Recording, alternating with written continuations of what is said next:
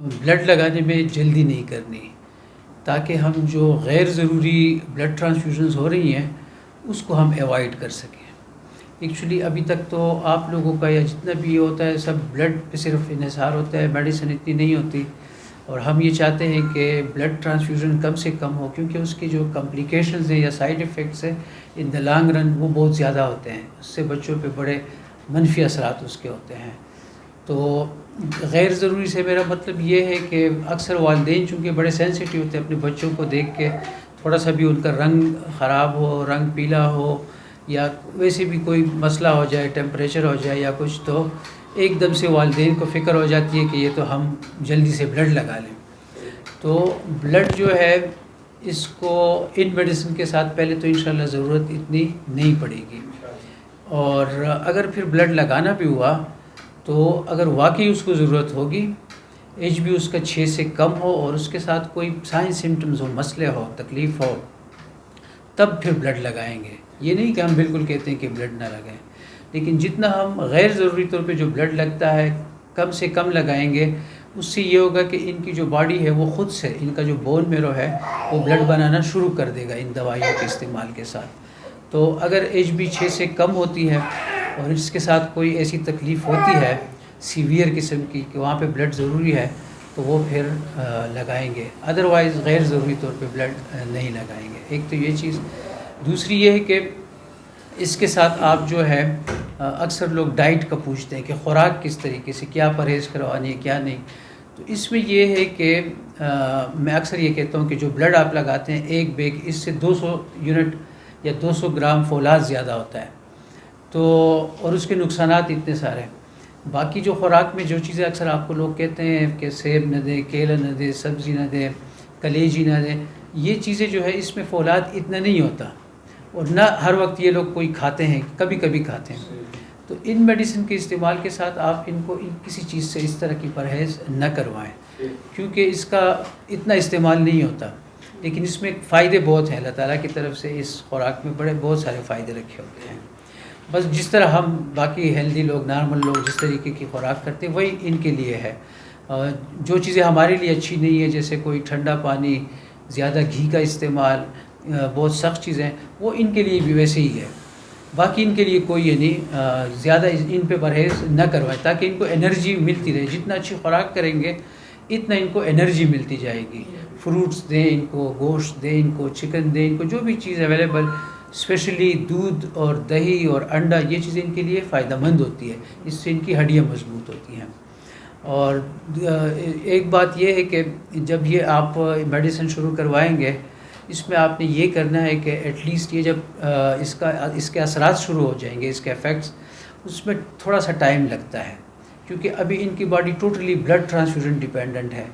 تو اس پروسیس کو سوئچ کرنے کے لیے یہ ایٹ لیسٹ 3 منتھس میں اس کے اثرات شروع ہوں گے۔ اس دوران اگر ان کو بلڈ کی ضرورت پڑتی ہے واقعی، تو وہ آپ بالکل لگا سکتے ہیں۔ ایک دفعہ ضرورت ہوتی ہے، 2 دفعہ ہوتی ہے، ہو سکتا ہے بالکل ضرورت بھی نہ پڑے، لیکن اس دوائی کو اثر کرنے میں یہ ایٹ لیسٹ 3 منتھس لگیں گے، تو تھوڑا سا آپ لوگوں کو صبر بھی کرنا پڑے گا، حوصلہ بھی کرنا پڑے گا، لیکن یہ کہ اس کے اثرات انشاءاللہ ہو سکتا ہے کچھ پیشنٹس میں ایک دم سے اس کے اثرات شروع ہو جائیں، ان کو بلڈ کی ضرورت بھی نہ پڑے، لیکن یہ احتیاطاً میں آپ کو بتا رہا ہوں کہ آپ لوگوں کے ذہن میں یہ باتیں ہوں تاکہ پھر اس کے لیے آپ تیار رہیں۔ اور اس کے علاوہ میں تھیلیسیمیا ریلیف فاؤنڈیشن جو ہے، ان کا شکریہ بھی ادا کرتا ہوں، اور ان کو ایک خراج تحسین بھی پیش کرتا ہوں کہ اتنا یہ آپ لوگوں کے لیے ایفرٹس کر رہے ہیں، کوششیں کر رہے ہیں، اور ایک اچھی نیت سے آپ لوگوں کے ساتھ اتنی جو بھاگ دوڑ کر رہے ہیں، تو اس کے لیے میں ریئلی آپ لوگوں کو، سب کو جتنے بھی ہیں، آپ لوگوں کو ایک سلام پیش کرتا ہوں خراج تحسین کہ اتنا بڑا آپ کام کریں، اللہ آپ کو اس کا جو ہے اجر بھی دے اور بھی حوصلہ دے کہ آپ ان لوگوں کے لیے زیادہ سے زیادہ ہم لوگ آپ سب کر سکیں۔ پھر اس کے علاوہ کوئی سائیڈ افیکٹس وغیرہ جیسے کہ پیٹ خراب ہو جائے یا کیا، اس صورت حال میں پھر کیا؟ جی بالکل، اصل میں دوائیاں، جو بھی دوائیاں ہوں، آپ ویسے بھی کوئی عام جو روٹین میں پیناڈال یوز کر لیں، کوئی بھی دوائیوں کے ہوتے ہیں سائیڈ ایفیکٹس کچھ نہ کچھ، اس میں یہ ہوتا ہے کہ لیکن ایسے سائیڈ ایفیکٹس نہیں، دوائیاں جب استعمال کرتی ہیں وہ جاتی ہیں اسٹمک میں، معدے میں، لیور میں، یہ ہو سکتا ہے، یہ ضروری نہیں ہے کہ ہو، لیکن احتیاطاً یہ ہم آپ کو بتا رہے ہیں، ہو سکتا ہے اس کے ساتھ تھوڑا سا میدے کا ایشو ہو، یعنی پیٹ خراب ہو جائے تھوڑا سا، وہ ٹھیک ہو جاتا ہے، پھر اس کے لیے دوائیوں کی بھی ضرورت نہیں ہوتی اتنی. اور یا جو ہے